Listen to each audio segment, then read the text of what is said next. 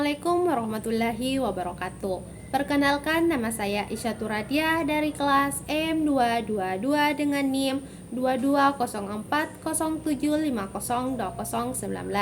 Di sini saya akan membuat video untuk memenuhi ujian akhir semester mata kuliah evaluasi pembelajaran di SD. Baik, yang pertama materi yang saya pahami pada saat praktisi melakukan pembelajaran di kelas yaitu materi pada penilaian acuan patokan atau PAP dan penilaian acuan normatif atau PAN.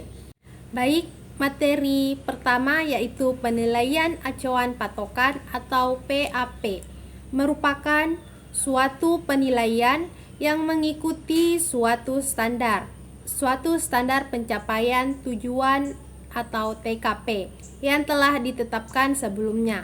Slameto 1988 artinya kriteria nilai yang harus dicapai. Menurut Gronlund dan Lin dalam tulisan Eko Putro Widoyoko, penafsiran acuan kriteria atau patokan lebih menekankan pada persentase jawaban yang benar dari butir-butir soal, sehingga patokannya terdapat pada jumlah butir soal. Adapun manfaat PAP yaitu untuk menyeleksi secara pasti status individual berkenaan dengan domain perilaku yang sudah ditetapkan. Adapun kelebihan PAP yaitu 1. Bisa membantu guru dalam merancang program remedi. Yang kedua, tidak memerlukan perhitungan statistik yang kompleks. Yang ketiga, mampu mengevaluasi pencapaian tujuan pembelajaran. Yang keempat, skornya tetap jika standar yang sama dipakai. Kelima, hasil evaluasi bisa jadi umpan balik atau menentukan apakah tujuan pembelajaran tercapai. Keenam, banyak digunakan untuk materi konseptual di kelas. Ketujuh, penilaian mudah karena ada standar yang jelas. Dengan PAP, guru dapat melacak kemajuan pembelajaran setiap siswa. Adapun kelemahan PAP yaitu yang pertama, peserta didik yang kurang mampu akan mendapatkan nilai tinggi jika soalnya mudah. Yang kedua, peserta didik yang cerdas akan mendapatkan nilai rendah jika soalnya terlalu sulit. Yang ketiga, tidak sesuai untuk tes penilaian akhir. Yang keempat, menggunakan PAP dalam tes penilaian akhir akan mengakibatkan banyak peserta didik yang tidak lulus. Yang kelima, tidak sesuai untuk penggunaan dalam rapor. Yang keenam, tidak sesuai untuk penggunaan dalam ijazah dan penentuan kelulusan karena tidak memperhitungkan kemampuan kelompok atau rata-rata. Dalam perhitungan PAP, saya sudah paham tentang menghitung skor ideal, rata-rata ideal, simpangan baku ideal, pedoman konversi baik skala 5, 10 maupun skala 100 dan Z-score. Selanjutnya, materi penilaian acuan normatif. Menurut Eko Putro Widoyoko adalah pendekatan penilaian yang mengartikan hasil pengukuran dengan memperbandingkan prestasi siswa dengan prestasi siswa lain dalam kelompoknya. Hal ini memungkinkan untuk mengetahui posisi seseorang siswa dalam kelompoknya, di mana skornya merujuk pada skor yang diperoleh oleh kelompok tersebut sebagai titik referensi. Dengan demikian, standar dalam PAN bersifat relatif. Skor PAN tidak mencerminkan beberapa baik pemahaman dan keterampilan siswa terhadap materi pelajaran yang diuji, melainkan hanya menunjukkan posisi relatif siswa dalam kelompoknya. Penilaian nilai didasarkan pada prestasi skor dalam kelompok tersebut. Adapun manfaat PAN yaitu biasanya digunakan pada tes seleksi karena sesuai dengan tujuannya, yaitu untuk membedakan kemampuan seseorang dalam kelompok tersebut dan digunakan untuk mengetahui hasil belajar seseorang pada materi yang cakupannya sangat luas. Selanjutnya, perhitungan pada PAN yaitu memberi skor mentah.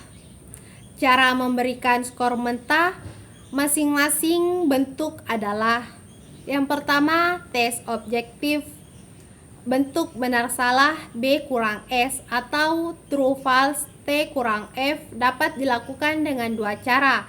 Yang pertama, tanpa koreksi, dan yang kedua, koreksi. Penskoran benar salah dengan menerapkan tanpa koreksi dengan menggunakan formula E sama dengan B. Penskoran benar salah dengan menerapkan koreksi adalah E sama dengan B kurang S. Keterangan S sama dengan skor, B sama dengan jumlah item yang benar, dan S adalah jumlah item yang salah. Selanjutnya, tes objektif pilihan ganda atau multiple choice dapat dilakukan penskoran dengan dua cara, yaitu yang pertama tanpa koreksi dan koreksi. Penskoran pilihan ganda dengan menerapkan tanpa koreksi dengan menggunakan formula S sama dengan B per N kali 100. Keterangan S sama dengan skor, B sama dengan jumlah item yang dijawab benar, N sama dengan jumlah pilihan yang salah.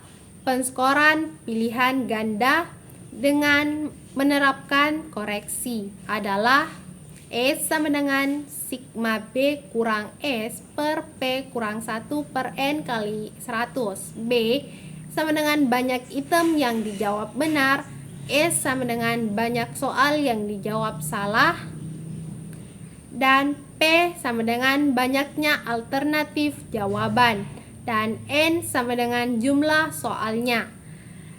Tes objektif bentuk menjodohkan atau matching dapat dilakukan penskoran dengan formula S sama dengan B kurang sigma S per N1 kurang 1 kali N2 kurang 1. Selanjutnya yaitu kesan saya bersama Pak Praktisi, yaitu Pak Praktisi memiliki pengetahuan yang luas dan mampu menyampaikannya dengan jelas kepada mahasiswa dan mendorong mahasiswa untuk berpikir kritis, kreatif, dan mandiri. Selanjutnya, kata-kata motivasi untuk diri saya agar menjadi lebih baik lagi, yaitu setiap hari adalah kesempatan untuk menjadi versi terbaik dari dirimu. Tetaplah bersemangat, jadilah lebih baik dari hari ke hari, dan percayalah bahwa kamu mampu mencapai segala hal yang diinginkan. Baik, terima kasih telah menonton video ini. Ingatlah, hidup adalah petualangan yang menakjubkan. Jadilah dirimu yang terbaik, teruslah belajar, dan percayalah bahwa impianmu dapat menjadi kenyataan. Sampai jumpa di video berikutnya. Assalamualaikum warahmatullahi wabarakatuh. Everybody asking how we doing, say we good. Don't need no one to tell me how to